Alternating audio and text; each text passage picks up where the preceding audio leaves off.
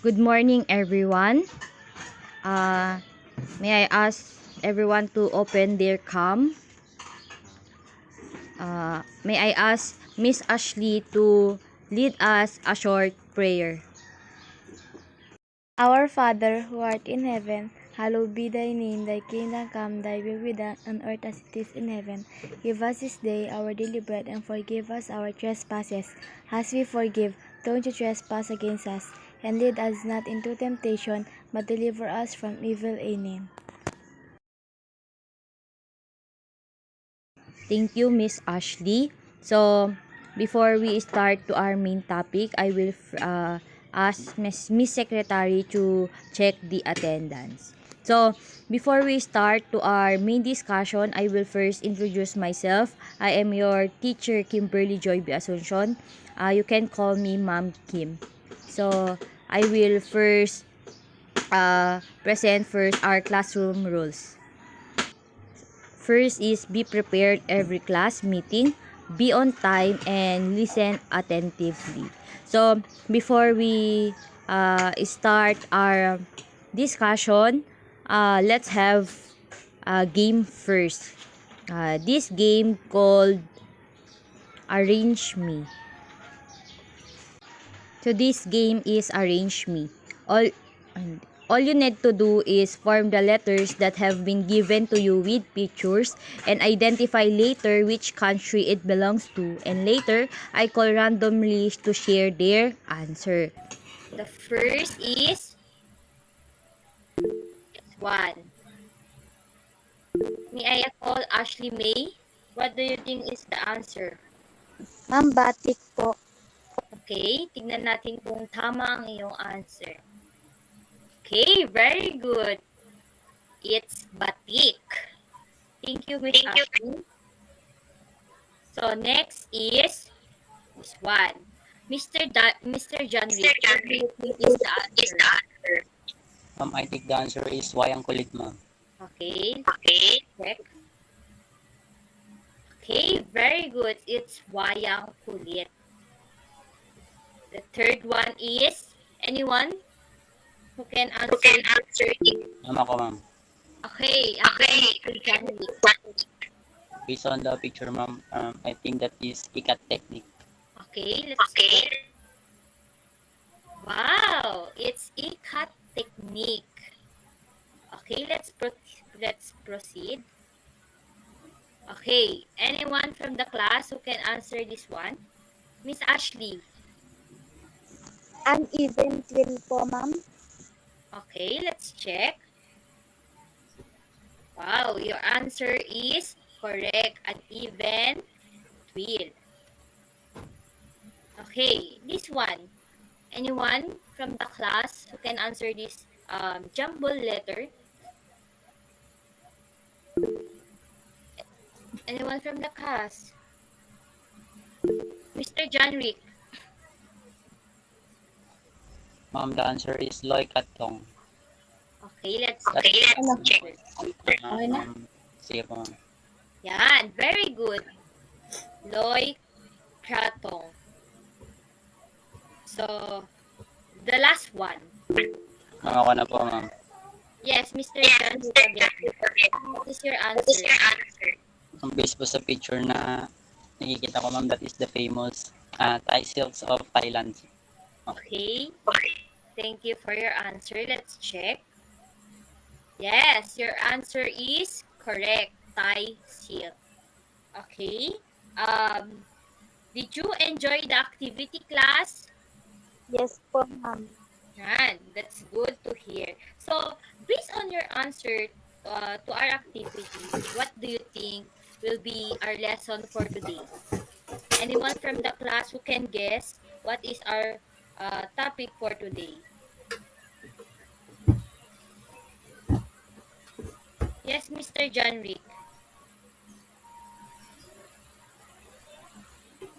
Yes, John Rick. I think the answer is arts and craft o Southeast Asian, ma'am. Yes, very good. Our lesson for today is about the elements and principle of arts and craft in Southeast Asia. So, before we proceed to our main discussion, I will present first the learning objectives. So, may I ask Miss Ashley to read this objective?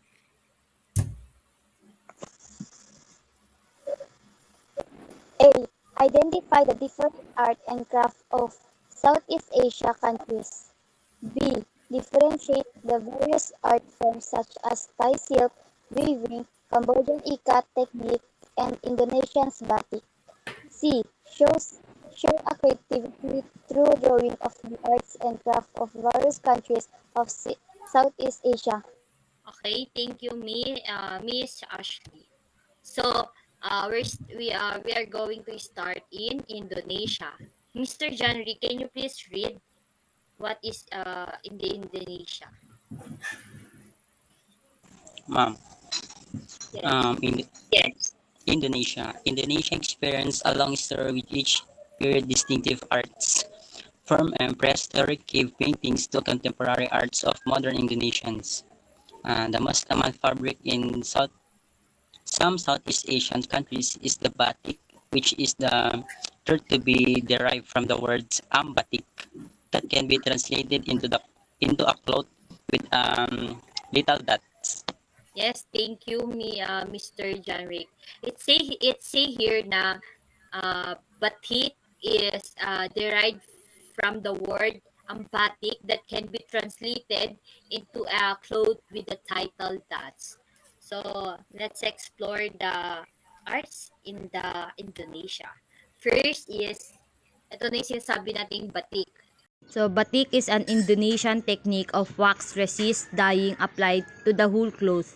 This technique originated from the islands of Java, Indonesia. Batik is made either by drawing dots and lines of wax with a spouted tool called a canting, or by printing the wax with a copper stamp called a cap.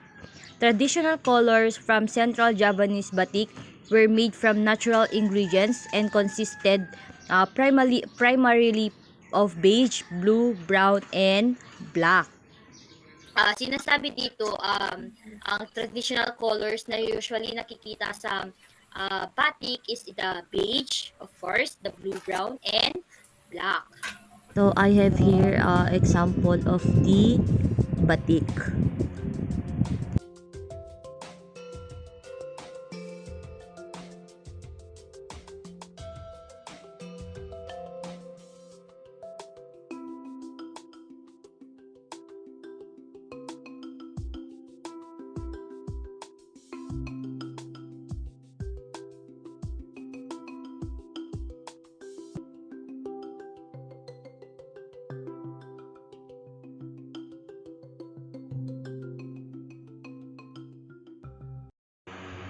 So, Miss Ashley, can you please read what is Wayang Kulit?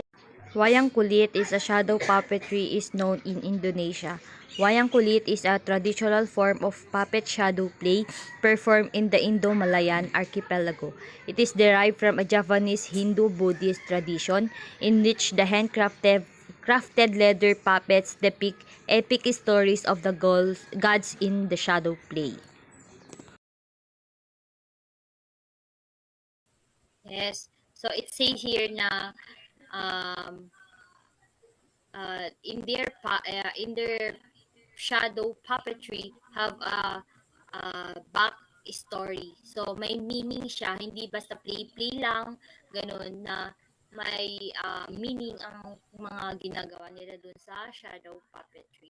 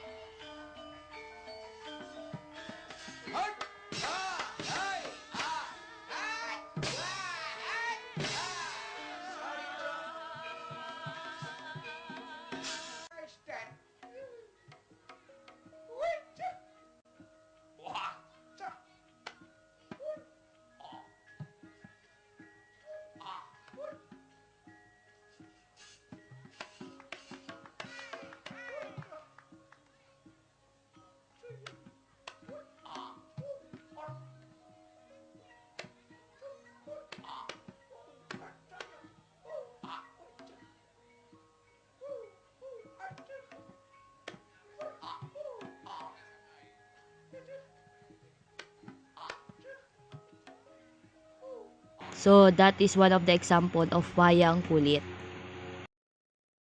So Mr. January, can you please read the Cambodia?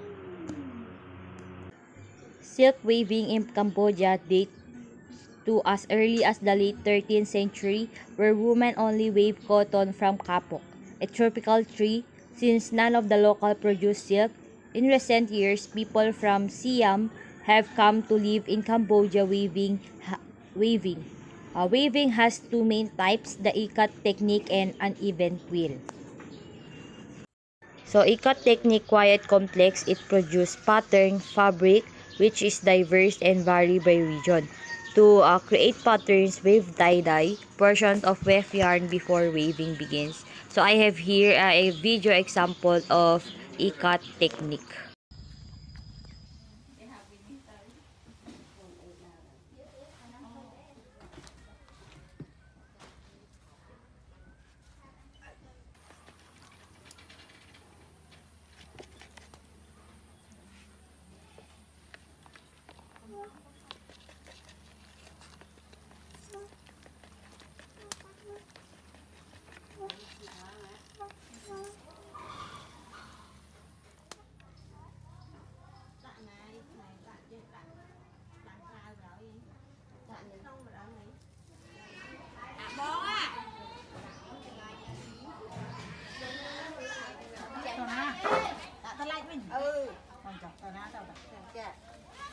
Cục là cua quay đã tiệp tí chứ làm ban lên đi cách đấy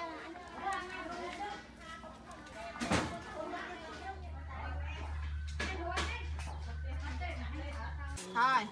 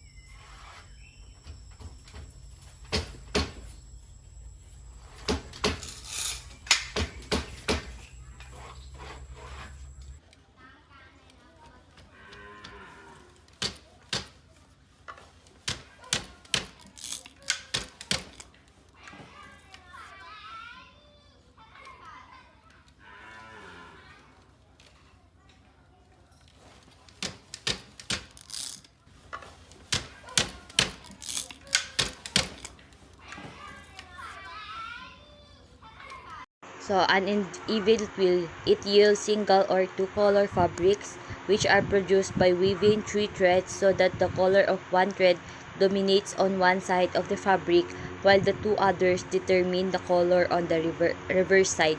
So, that is an uneven quill. So, let's proceed in Thailand.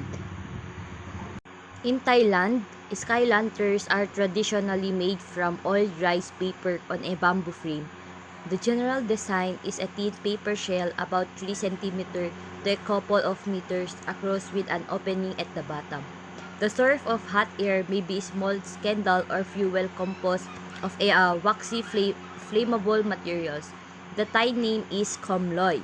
During the festival, flying lanterns are commonly used in Thailand. The most popular one is the Loi Krathong Festival, which is held on the night of the 12th full moon, usually in November. So I have here example video of Loi Krathong. โอ้โหสวยมากกันสวยแล้วเนาะสวยที่สุด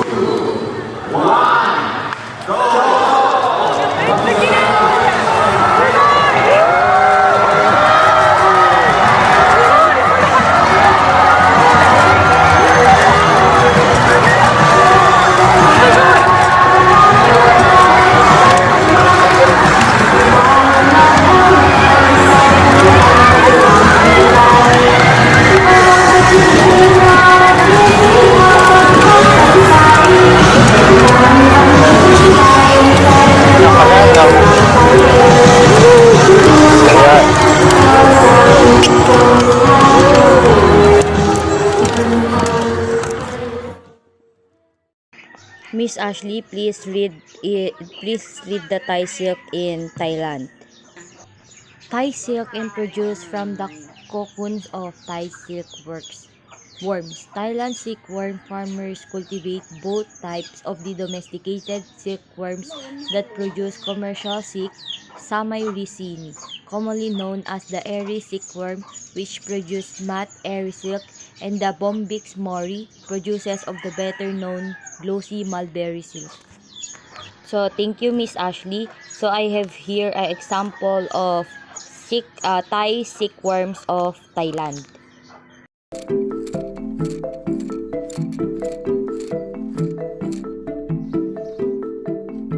ฉันชื่อนางคำพันธ์ทำนาปลูกหม่อนเลี้ยงไหม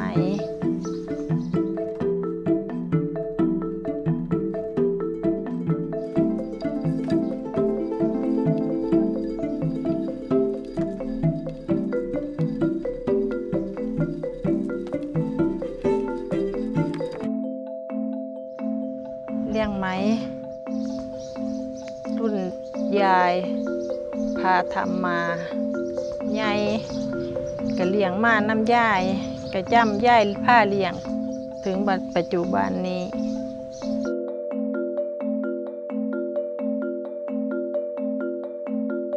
เจ็ดวันเลยลูกเถานี่7 วันก็มาสุกแล้วก็เป็นร่าง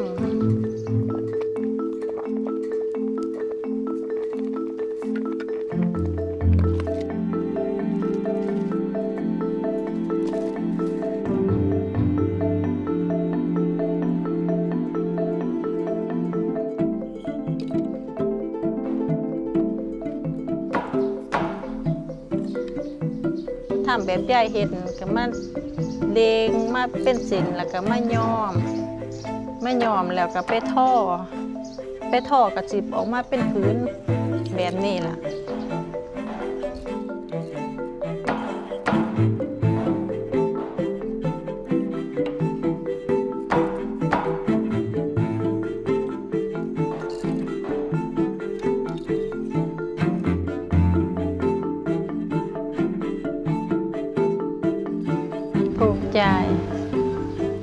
ภูมิใจที่เขาพูดว่าสวยทำได้ So let's proceed on our next activity. I will group you into 3 groups, and each group will create idea about their drawing designs on fabric for batik and share their drawing. So since we have no time, isubmit nyo na lang ito in the GC or on the next meeting. For your assignment, search about the arts of Malaysia, Myanmar, Vietnam, Singapore, and do some advanced reading about this. Did you get the assignment, guys? Class? Okay. Thank you everyone for your participating. Bye, class.